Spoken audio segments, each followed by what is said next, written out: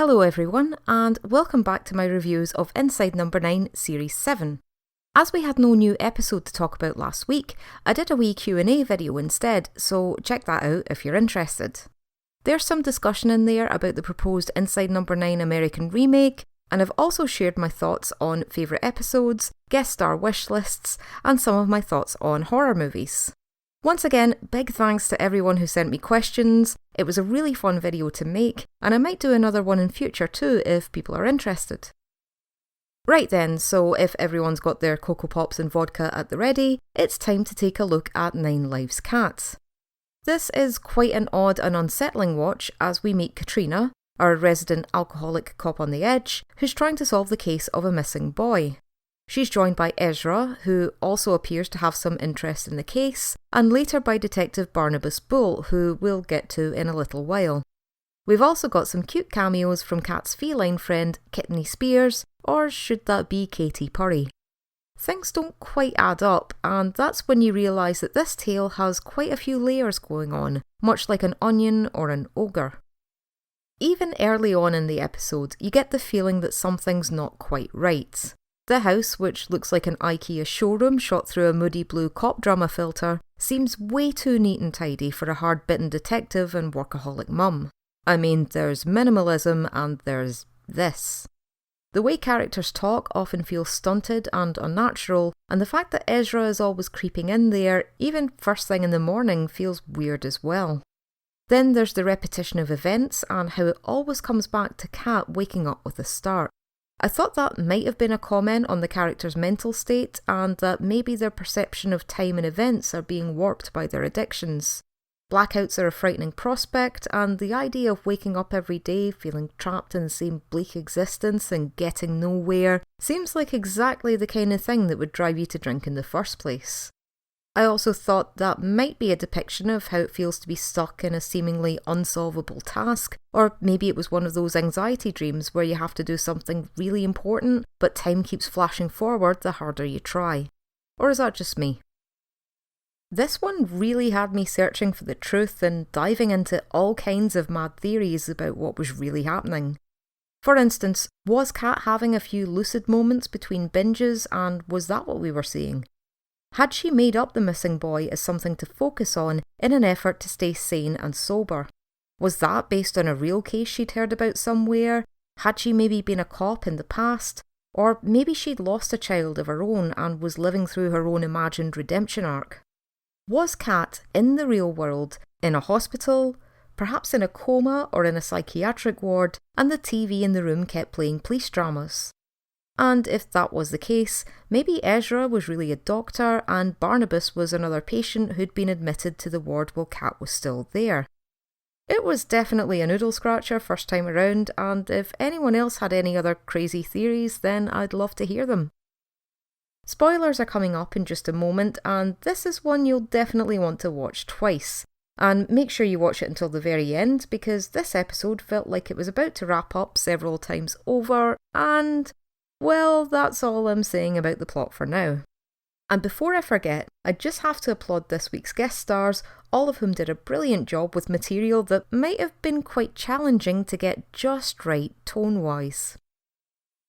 So now, let's head on down to Spoiler Town because I have a lot to say about this one. If you haven't seen 9 Lives Cat yet, then go watch it, enjoy, and I'll see you back here next time. Thanks, and I hope you have a very good week. Anyway, now we're on to the fun part, and by fun, I mean the parts that are likely sparking existential dread in a number of viewers.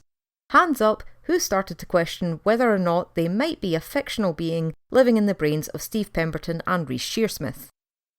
Okay, maybe that was just me again.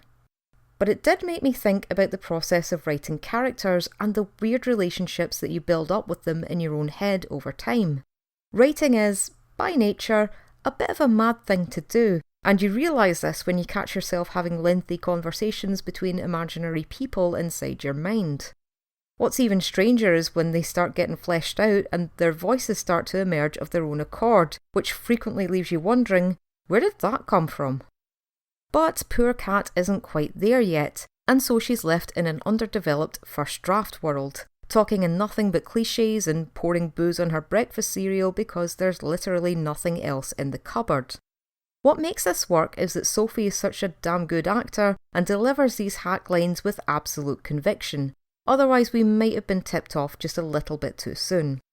I'll admit, these style of police dramas aren't really my thing, so I'm not sure how believable all of that was. However, I think it was telling listening to the podcast because apparently when Steve and Reese asked Sophie how she felt about reading all the cheesy dialogue, she told them she'd had far worse. So even when number 9 is deliberately hacky, it's still better than a lot of stuff that actually ends up on telly. They also managed to inject a good bit of horror into this episode, albeit briefly. I'm talking in particular about the terrifying prospect of being banished to the bottom drawer. The idea of being tossed so callously into the void, possibly forever, feels like an awful way for a person's story to end. Because basically it never does. If the notes are never revisited, then they're effectively left in limbo for all eternity. And yes, I know that sounds crazy, as these characters were never real in the first place, but if anyone's ever dabbled in writing fiction, then you'll know that the characters can become very real to you over time. It almost feels cruel to lock them away before their story's been completed. And it's not the first time the lads have delved into this subject matter, as we had the 2005 League of Gentlemen movie, which also put characters face to face with their creators, while living the horror of existing within a show that's already been cancelled. Looking back, I think that film was better than most of us ever gave it credit for. I also found The Faceless Daughter to be absolutely terrifying, and not just because it's such a weird visual. The reveal and the desperation behind it reminded me of one scene from Eternal Sunshine, where a character tries to recall a face he's never actually seen. And also a weirdly unsettling moment at the end of Final Fantasy VIII, where the protagonist struggles over and over again to remember a face he just can't. Instead, he just sees distorted image after distorted image, getting more warped and frantic as time goes on. Again, I do enjoy seeing real-world anxieties played out in surreal methods, and if you've ever struggled to remember a face, then that might tap into something. Also, I thought that child singing the nursery rhyme was very creepy, or maybe I was still traumatised after the last time number 9 gave us children singing in Mr. King. Nine Lives Cat is a great one to watch twice, and I really enjoyed listening back to all the hammy dialogue, knowing that these were lines being spoken by poorly written characters. I know most reviews have mentioned the cringy lines of dialogue spoken by Cat, the line about the size 8 stilettos in particular, but the one that stood out to me was Barnabus and his presentation as a, quote, bit spectrumy. Now, maybe it's just because I've become so used to badly written female characters, which is depressing in its own way, but I did wince slightly at the half-baked, quirky autistic genius stereotype before I realised this was deliberately poking fun at how these characters are typically written. I actually burst out laughing when Reese started running around going, stop shouting, after nobody even raised their voice. Yeah, they had me going for a moment there, but after the compassionate way they handled dyslexia in episode 1, I should probably have given them a bit more credit. Also, well done for writing Cat just tropey enough without going full r/men writing woman. The ending was fun too, especially when Matilda mentions the pressure to do the big twist every time. That must have been quite cathartic to put in a number 9 script.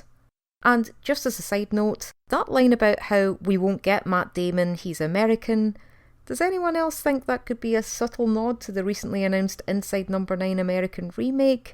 Or is that just a coincidence or a red herring? I guess time will tell.